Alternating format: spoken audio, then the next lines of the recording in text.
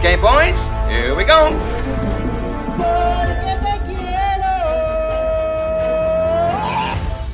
Halo Celengers, kembali lagi bersama Mimin yang ganteng ini di Celengan Film. Tak lupa Mimin selalu doain kalian semua dalam keadaan sehat dan semoga cepat dapat pasangan ya. Janda nggak apa-apa kok, yang penting kaya. Canda. Oke, di kesempatan kali ini Mimin akan menceritakan alur film yang berjudul Andhadhun yang dirilis di India pada tahun 2018. Film ini menceritakan lika-liku yang dihadapi Akash, si pianis berpura-pura buta saat tidak sengaja melihat pembunuh dengan kedua matanya. Daripada kelamaan, yuk mari kita menonton. Film dibuka memperlihatkan keseharian Akash yang hobi berlatih piano sampai berpura-pura buta untuk mempertajam insting seninya. Awalnya tidak ada yang aneh dengan kehidupannya. Sampai pada suatu hari, ia tidak sengaja nyaris tertabrak gadis bernama Sophie. Mengetahui Akash pandai bermain piano, Sophie membawanya ke sebuah kafe milik ayahnya untuk menjadi pemain piano di sana. Where did you find him? By accident. Wow. Kebaikan hati Sophie ini tampaknya membuat Akash merasa penasaran dengan sosok aslinya. Sehingga saat Sophie pulang dari rumahnya, ia buru-buru melepas lensa yang menutup matanya untuk melihat Sophie. Mulai dari situ Akash tidak lagi memakai lensa penghalang matanya biar lebih puas saat curi-curi pandang dengan Sophie. Tidak disangka jika keputusan ini justru menjadi awal mula bahaya baginya. Di saat ia bekerja di kafe ayah Sophie, Akash dihampiri artis lawas bernama Pramod Sinha. Permainan pianonya membuat Pramod merasa kagum dengan bakat luar biasa Akash.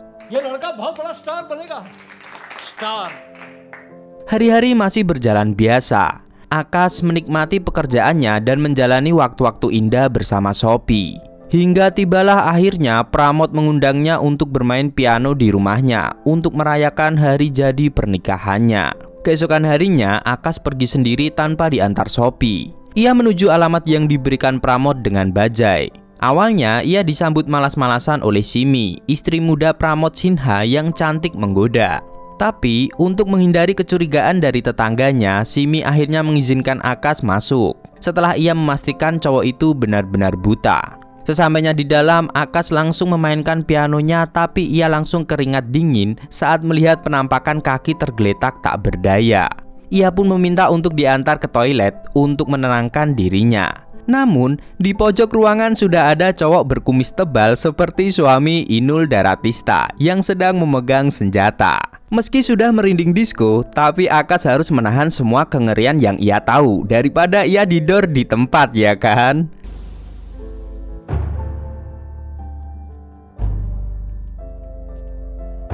Nah, rupanya sebelum Akash datang, Pramod yang ingin memberikan kejutan justru lebih dulu diberi kejutan saat melihat istri mudanya berselingkuh dengan polisi bernama Mano.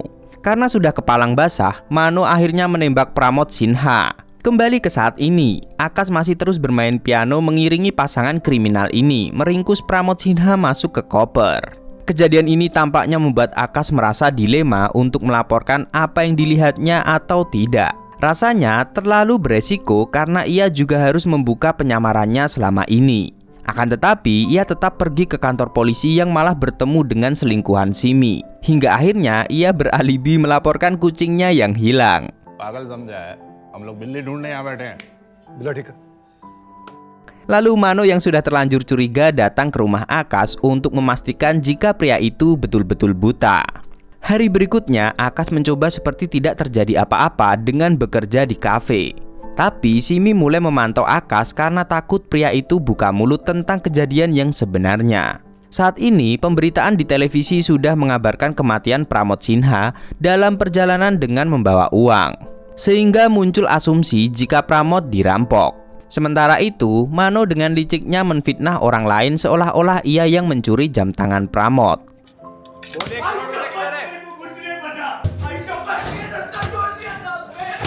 Karena kematian yang janggal ini, pihak kepolisian tetap melakukan penyelidikan dengan memanggil Akash yang sempat bertemu Pramod. Di sana Akash membayangkan dirinya menceritakan semua yang terjadi di depan polisi. Tapi percuma saja karena ia tidak mampu mengucapkan kesaksian apa-apa. Tampaknya Simi memang pandai berpura-pura. Di pemakaman Pramod Sinha, ia menampilkan air mata buayanya di depan orang-orang. Namun di antara mereka, ada tetangga yang menyadari kebohongan Simi. Ia pun melaporkan pada seorang polisi jika sebelumnya Simi kedatangan orang ketiga di rumahnya. Ia memang tidak mengingat ciri-cirinya, tapi ia bisa memastikan orang itu jika ada di hadapannya.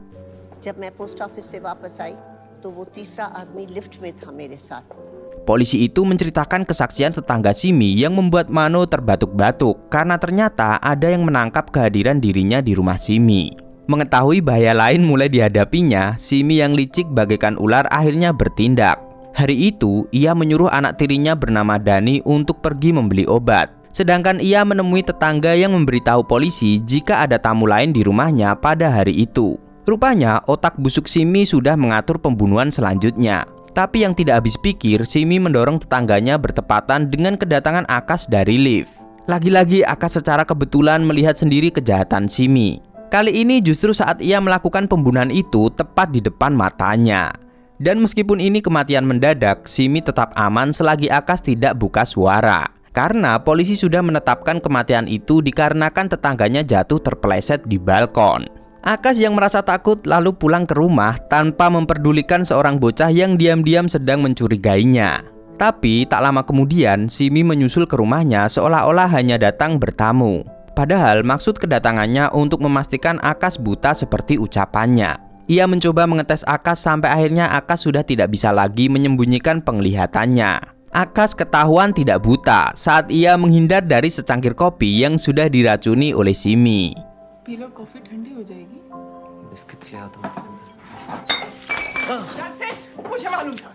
Meski begitu, Akas mengaku tidak akan melapor dan Simi tidak perlu curiga padanya karena tidak ada yang tahu jika ia aslinya bisa melihat. Akas hanya ingin mempertajam insting bermain piano, makanya ia berpura-pura buta. Tapi ia tidak ingin ikut campur lebih jauh dalam masalah Simi. Akan tetapi Simi sudah lebih dulu berjaga-jaga dengan memberikan racun di kue yang ia berikan pada Akas sampai membuatnya jatuh pingsan. Dan apesnya lagi, siang itu Sophie yang sudah jadi pacarnya akan main ke rumah. Di jalan, Sophie bertemu bocah yang memperlihatkannya dengan video kelincahan Akas menggunakan alat-alat dapur dan meminta uang karena sudah memberinya informasi jika sebenarnya Akas tidak buta sungguhan. Sophie semakin penasaran dan ia pun langsung menemui Akas, tapi betapa terkejutnya saat ia disambut oleh Simi yang hanya memakai kain seperti habis bermantap-mantap. Sementara itu Akas terbaring tak sadarkan diri seakan-akan kelelahan habis tempur ranjang. Melihat pacarnya sudah menipu dirinya dan berselingkuh membuat Sophie semakin marah, lalu pergi setelah memecat Akas dari kafe ayahnya. Franco's piano, big gaya. So his services will no longer be required. Malam harinya, Akas tersadar dari pingsannya, tapi ia sangat terkejut saat mendapati dua matanya sudah dirusak oleh Simi. Sampai akhirnya benar-benar buta. Ia juga menelpon Sophie namun tidak bisa menceritakan apa-apa. Kini ia hanya bisa menangis terseduh-seduh, meratapi nasibnya yang putus cinta sekaligus kehilangan penglihatannya. Dan rupanya kesialan Akas belum berhenti sampai di sini. Saat ia akan pergi dari rumahnya, Mano sudah menyelinap dan mencoba membunuhnya setelah bertengkar dengan Simi. Sekuat tenaga, Akas melarikan diri dari jerat pembunuhan itu lalu berlarian di jalanan dengan kedua matanya yang buta. Keesokan harinya, Akas terbangun di ranjang rumah sakit setelah ditolong oleh supir bajai langganannya bernama Murli. Di sana, ia diperiksa oleh dokter bernama Swami. Tapi Akas langsung meminta dokter spesialis untuk menyembuhkan korneanya yang rusak. Dan sial bertubi-tubi dialami Akas. Setelah benar-benar buta, ia tidak tahu jika kini dirinya akan diambil ginjalnya untuk dijual oleh Murli dan istrinya yang lebih tua bernama Saku. Awalnya Akas tidak sadar sampai akhirnya dokter Swami keceplosan yang membuatnya berontak dan berakhir dibius. Untungnya saja Saku tiba-tiba saja membatalkan rencana penjualan ginjal itu karena mengira Akas mempunyai indera keenam setelah Akas tidak sengaja menyebutkan tato dewa di tangannya. Ia mengira lebih baik membiarkan Akas hidup karena bisa mendatangkan banyak keberuntungan untuk mereka. Padahal Akas memang sebelumnya sudah pernah melihat tato di lengan istri tukang bajai langganannya. तीसरा डोर है मुरली, ये शंकर भगवान का अवतार है। Tak disangka mereka berempat akhirnya bekerja sama untuk mendapatkan uang sekaligus organ tubuh yang bisa dijual. Awalnya Akas kembali ke rumah Pramod untuk mengajari Dhani bermain piano dan juga pamit pergi ke London meninggalkan drama-drama yang ia lewati. Melihat kehadiran Akas, Simi menghubungi Mano yang bersiap di hutan untuk melenyapkan Akas. Dalam perjalanan, Akas menjalankan rencana dengan meminta uang untuk operasi matanya, lalu ia akan menetap di London. Namun tentu saja Simi tidak memberikannya. Sampai akhirnya mereka dicegat oleh Bajai Murli yang sigap bergegas menculik Simi. Dari penculikan itu, mereka menelpon istri Mano dan mengabarkan perselingkuhan suaminya dengan Simi. Bahkan Mano juga terlibat dalam kematian Pramod Sinha. Mereka pun memeras suami istri ini dengan meminta uang 10 juta rupiah sebagai uang tutup mulut. Begitu mendengar berita ini, istri Mano langsung mengamuk seperti kerasukan. Ia menyuruh suaminya membereskan kekacauan yang sudah ia buat.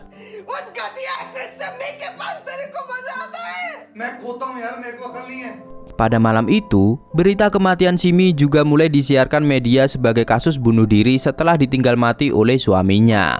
Sebelumnya, Simi pergi bersama Akas lalu hilang tidak ditemukan. Sophie yang menonton tayangan ini berpikir jika dua sejoli itu kabur bersama. Padahal fakta yang terjadi, Simi masih hidup dan mendengar berita kematiannya sendiri dari sebuah kursi roda tempatnya disekap. Tampaknya Simi dipersiapkan untuk diambil organnya. Dokter suami terlihat mengambil sampel darahnya untuk mencari kecocokan dengan pasiennya. Tak hanya itu saja, mereka juga merekam pengakuan Simi bersama Manohar. Di sana tampak Simi tak mempunyai kekuatan untuk melawan sampai berteriak putus asa.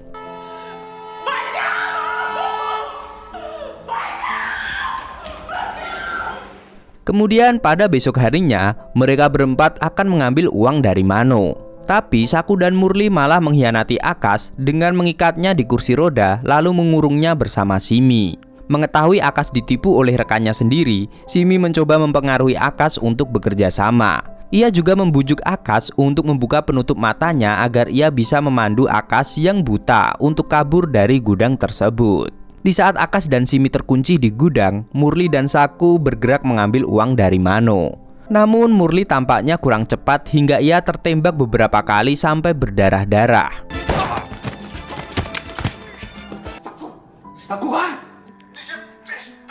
Murli lalu menghubungi istrinya yang secara jenius menghentikan lift sehingga Mano terkurung dalam lift. Selesai menghabisi Mano, Saku langsung ngebut membawa Murli dengan bajainya. Tapi sesampainya di rumah sakit, Murli sudah banyak kehabisan darah. Kembali lagi ke Akas dan Simi. Kini tampaknya Simi berhasil menyuruh Akas membuka penutup matanya. Akas lagi-lagi masuk perangkap Simi yang sekarang bisa meloloskan diri. Ia bahkan tidak mengatakan terima kasih dan menyerang Akas. Perkelahian mereka terhenti saat Simi melihat dokter suami yang pernah mengambil sampel darahnya. Ia gantian menyerang dokter itu yang kemudian diselamatkan oleh Akas.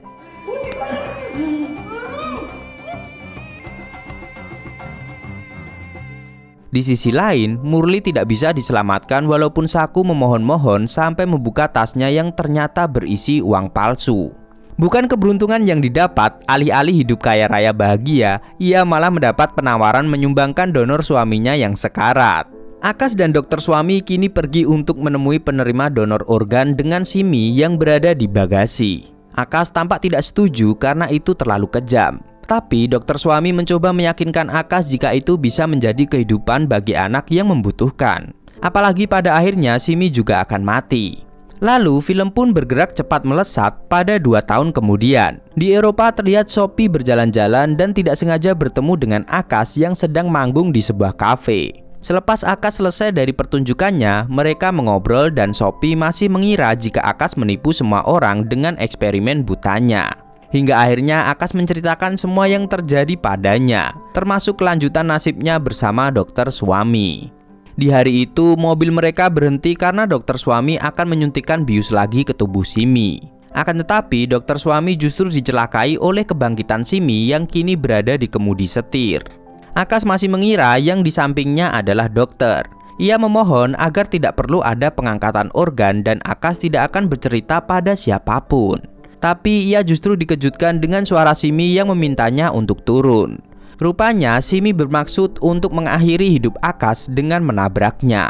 Namun dari kejauhan ada penembak salah sasaran yang membuat seekor kelinci melompat hingga membuat mobil Simi oleng lalu terguling dan meledak.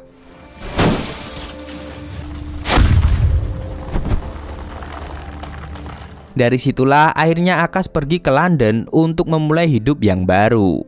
Setelah ceritanya selesai, Akas dan Sophie terlihat akan berpisah jalan.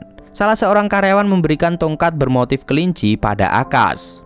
Sophie menyayangkan mengapa Akas tidak membiarkan dokter suami mengambil Simi yang jahat sebagai pendonor. Apalagi Akas bisa memakai kornea Simi. Tanpa memberi jawaban apapun, Akas hanya melangkah pergi.